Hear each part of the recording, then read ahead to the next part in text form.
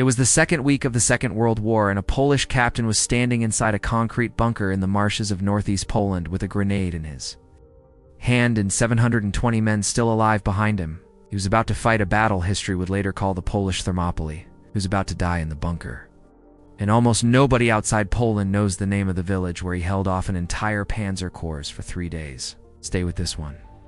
Because in the first month of the war, while the British were still arguing about troop ships and the French were still sitting behind concrete walls, one Polish officer wrote the most lopsided fight of the entire conflict. The village was called Wizna. It sits in the northeast of Poland, in the marshland of the Narew River, about an hour from the modern border with Belarus. In peacetime, Wizna was small. A church, a few stone houses, a cluster of farms. In 1939, the Polish army decided Wizna was important. Wizna sat on the only road that could carry a German invasion column south toward Warsaw from the East Prussian border. The Polish High Command ordered the village to be fortified.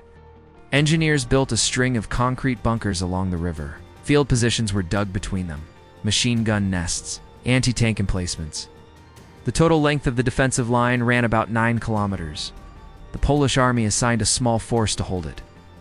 By the time war was declared on the 1st of September 1939, the force at Wizna numbered about 720 men. Some sources say fewer.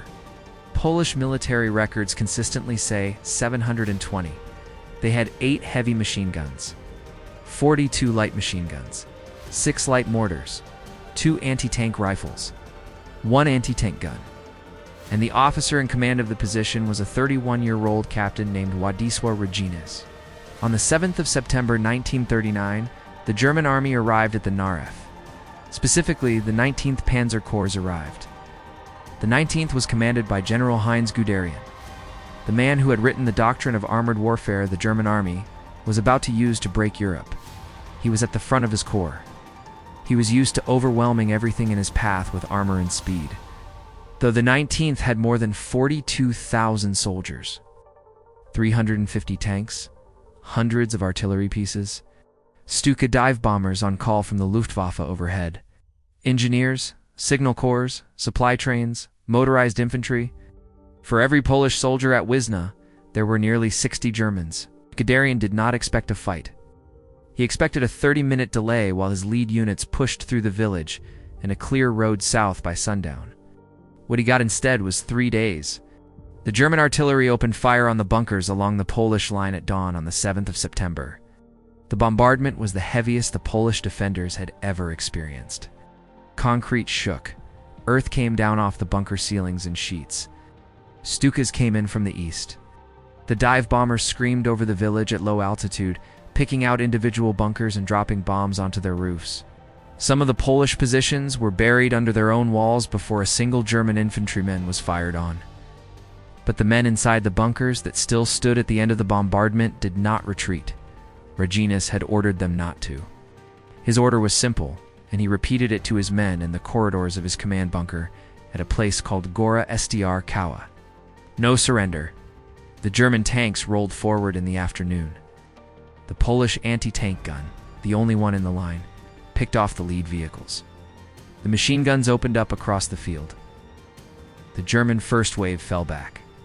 On the 8th of September, the Germans tried again. More artillery, more Stukas. Now infantry assaults across the open ground in front of the bunkers. The Poles held.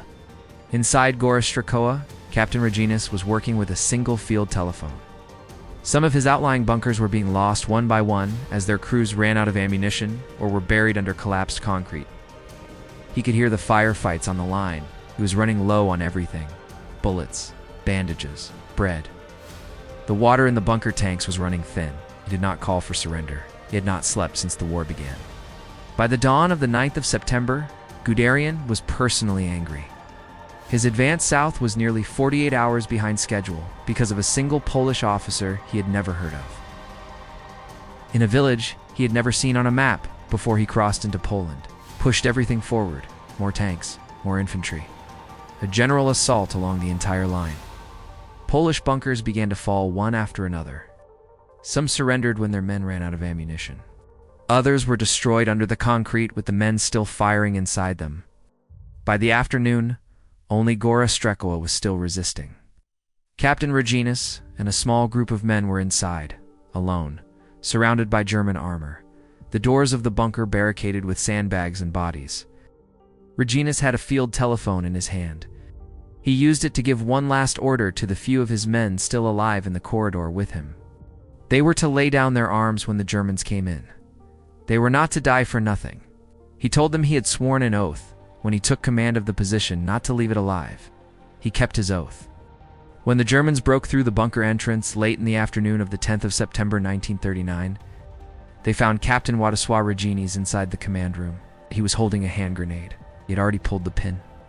Witnesses on both sides, German soldiers and surviving Polish defenders, agree on what happened next. Raginis put the grenade against his own body and let it detonate. He died on his feet in the room he had refused to leave. Of the 720 Polish soldiers who had started the battle, fewer than 70 survived. The rest had been killed in the bunkers, in the fields between them, or in the German artillery barrages. The wounded were taken prisoner. Some died in German camps over the next 6 years. A few would walk home in 1945. Guderians, the 19th Panzer Corps, lost nearly 900 men trying to break the line at Wizna. 10 tanks, 2 aircraft. The Corps was held up for 3 days that the German High Command had not budgeted for. 3 days of fuel burnt, 3 days of supplies eaten, 3 days at Warsaw still fighting, was able to keep its defenses in place a little longer than the planners had assumed. The country fell at the end of September. The Soviets came in from the east, and what was left of the Polish army was crushed between 2 armies. But Captain Raginis is buried at Góra Strekowa on the hill above the river, in the position where he refused to leave. His grave is on the spot where his bunker once stood.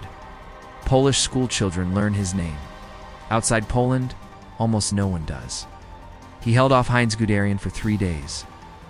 But the real significance of Wizna isn't the number of tanks destroyed or the days gained. It's what those 3 days revealed. Wars aren't always decided by the side with more men, more weapons, or more planes. Sometimes they're shaped by the people who refuse to move when moving would be easier. Raginis knew the position was almost impossible to hold. He knew the Germans were coming. He knew there was no realistic rescue coming for his men. He stayed anyway. That is all for this one. If Captain Raginis stuck with you, hit subscribe. War Stories After Dark is going to keep finding the Thermopylaes the bigger countries forgot. Drop a comment about a forgotten last stand that deserves an episode.